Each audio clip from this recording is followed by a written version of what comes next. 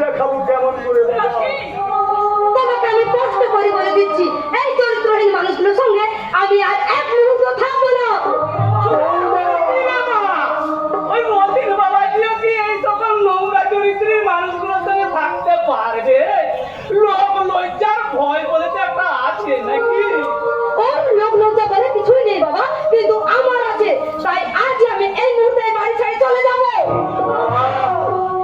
তুমি নাও, যেতেই যদি হয় তাহলে এরা যাবে। এরা হ্যাঁ হ্যাঁ, তোমরা আমাদের জন্য তোমরা অনেক করেছো। এবার এবার আমি তোমাদের হাত জোর করে অনুরোধ করে বলছি, এখানে এখানে আমার একটা আলাদা সম্মান আছে, আর সেই সম্মানটুকু যাতে নষ্ট না হয় তার জন্য দয়া করে তোমরা দূর হও। ঠিক বলেছ বাবাজি।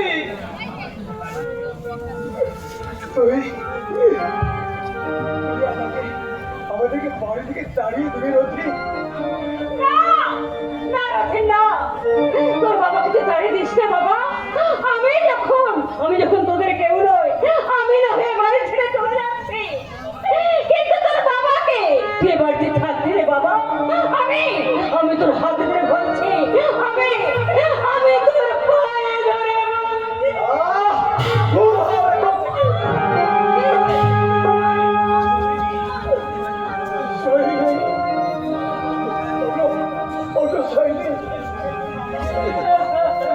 ওদের সুখের জন্য আমরা তো এত করেছি, আজ ওদের সম্পদ রক্ষার সাথে একটু কষ্টকে আমরা মানতে পারি না।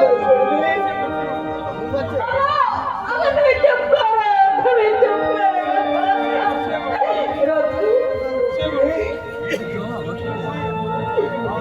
এই শহীদ জনের হয়তো অনেক ঠিক, কিন্তু তোদের মা যখন ছোটবেলায় মারা গিয়েছিল তখন এই মানুষটা তোদের মায়ের মতো করে অপার স্নেহ মমতাতে মানুষ না করত, তাহলে এতদিন পর্যন্ত তোরা এই পৃথিবীর আরো মানুষ সে সুযোগ তোরা পেতিস না রে।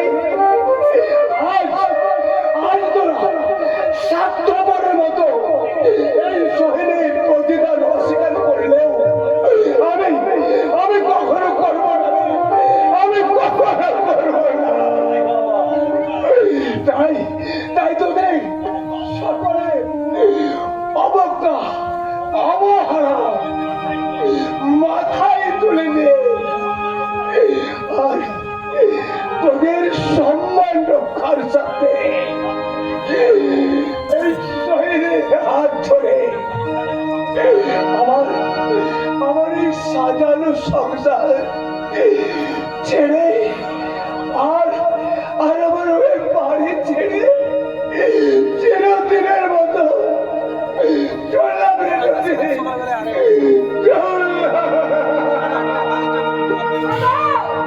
আমার যাওয়ার আগে এই ভস্ত দেবতাকে শেষ প্রণাম করে যাই।